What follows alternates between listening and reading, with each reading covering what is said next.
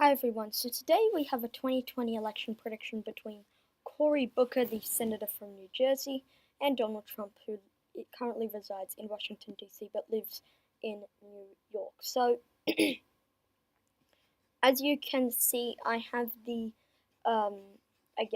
map back, the proper map that I was using, but then realized that I wasn't able to. But now, LTE has officially put the link to it, in his description box, and I'll tell you the link right now and put it in the description. So the link is https colon slash slash www.yap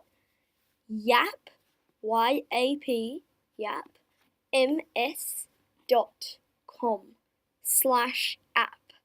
So yapms.com slash app.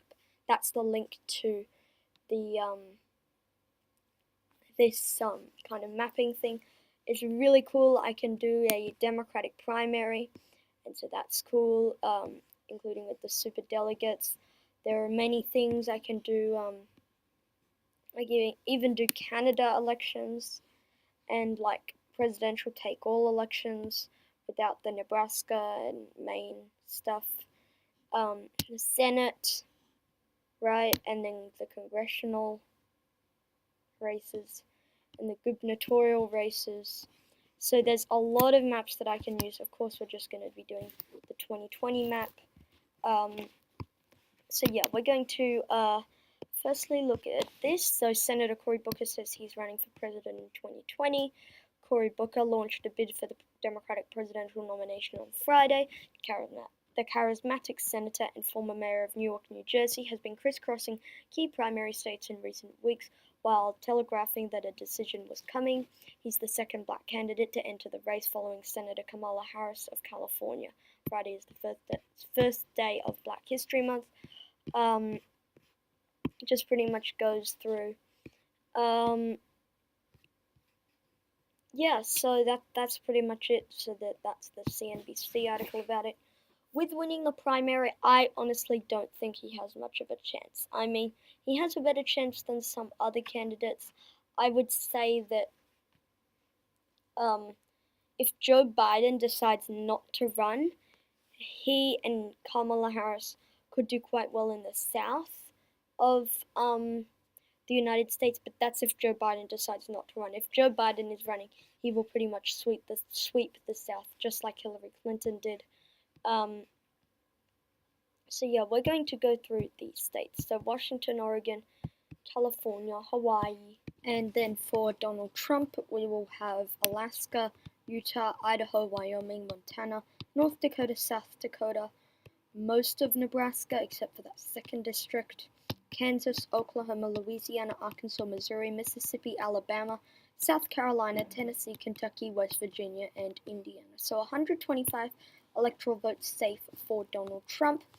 As for the Democrats, Vermont, Massachusetts, Rhode Island, Connecticut, New Jersey, Delaware, Maryland, and the District of Columbia would all be safe for Cory Booker, along with the state of Illinois and New York. So, excuse me, 182 electoral votes for the Democrat Cory Booker, 125 for the Republican Donald Trump. So, where can Trump kind of make ground up? He can make it up in Texas. Now, Texas is an interesting state in that it's trending Democratic, but in my mind, it's unlikely to go Democratic in 2020, especially if the candidate is someone like a Cory Booker who can't really appeal to the Latino community in the state of Texas.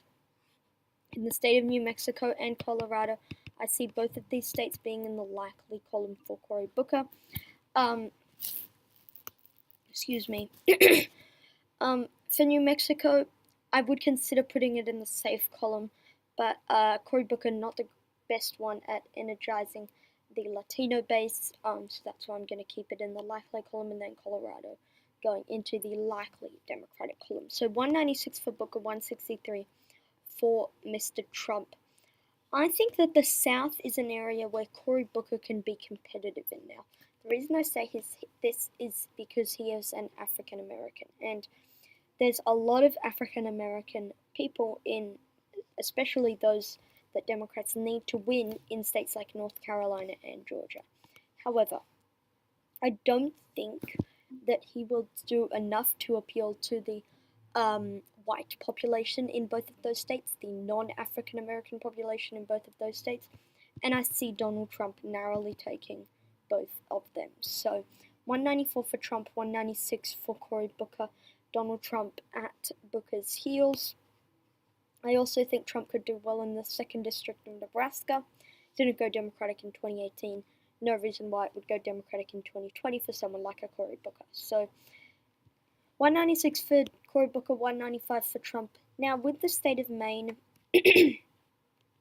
I see the Maine at-large going to Cory Booker by a likely margin, and the 1st District going into the safe column. But I see Trump hanging on to his base in that Maine 2nd District.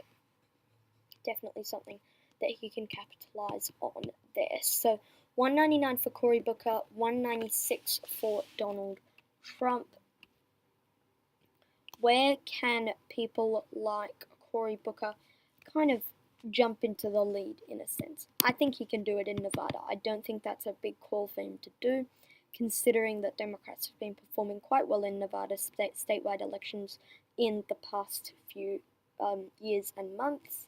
So 205 for Booker, 196 for President Trump. I also think that Booker can carry the state of Minnesota now. Minnesota, interesting state. It was the only state to vote Democratic in 1984, apart from the District of Columbia, which isn't really a state, but you know what I mean. The only, I guess, state or a district to vote for Walter Mondale over Ronald Reagan for re-election.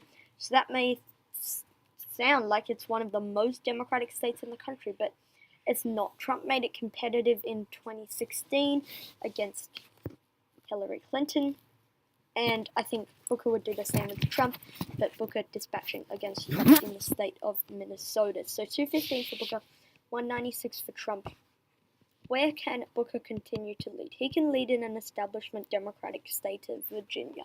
I mean, even though there has been a bit of controversy over the governor at this point, Ralph Northam, I don't see it carrying over much effect for the Democrat in the 2020 presidential race in Virginia, as a similar thing happened with the Republicans in Charlottesville. So yeah, 228 for Booker, 196 for the president. Where can the president make some of this up?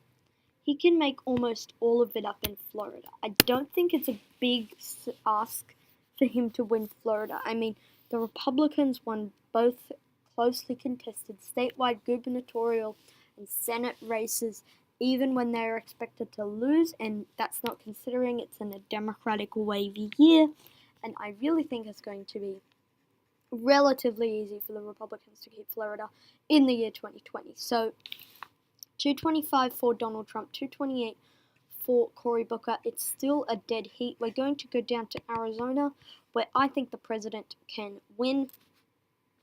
Arizona, another one of those interesting southeastern states. I think that the president, he will be able to narrowly carry it over Cory Booker. Even though they just elected a Democrat into a statewide office, they also elected a Republican on the same ballot, and the Republican won by much more than the Democrat, Kyrsten Sinema, and it's still considered a Republican state. So I also don't think Cory Booker would do the best at jazzing the Latino base in that state. So 228 for the Democrat Cory Booker, 236 for the Republican Donald Trump. Going up to New Hampshire, that's going to be a close state, but I see Cory Booker narrowly holding on. Now, you may say he probably would not be the best candidate to win New Hampshire. However, he's from the general kind of area of New Hampshire. I think that Cory Booker could narrowly take the state of New Hampshire. Democrats did quite well in New Hampshire. They held on to both their competitive House seats, and yes, the Republicans winning statewide, but I still think that the Democrats could do quite well in the state like New Hampshire. So 232 for Cory Booker, 236 for the president. I'm going to go big right now. Ohio, Iowa, both going into the GOP column. Ohio, look, it's a Republican state. It's a toss-up to Republican state. There's no other way to put it. Trump won the state by 9 in 2016. 9 points. That's a lot. That's going to be tough for any Democrat to make up. And I see Ohio narrowly going to Trump. Iowa. Look, I could put it in the likely GOP column, but Trump's approval ratings have slid in Nevada dramatically over the past few months. I see Trump winning Iowa by about 3 or 4 percentage points-ish. So it all comes down to Wisconsin, Michigan, and Pennsylvania. Now, here's the thing about these 3 states. Democrats are the favorite to win in each of these states. I would put it against a generic Democrat, it would be this map plus Wisconsin, Michigan, and Pennsylvania. That's my generic Democrat Trump map. However, it's not certain because Cory Booker isn't a great Democratic candidate. He's quite moderate, pro-corporate, and I don't see him doing well in a Democratic primary. General election might be different. I still don't see him cleanly pulling it off in the general election. However, I will give him the state of Pennsylvania and the state of Michigan. This is because both of these states are quite Democratic.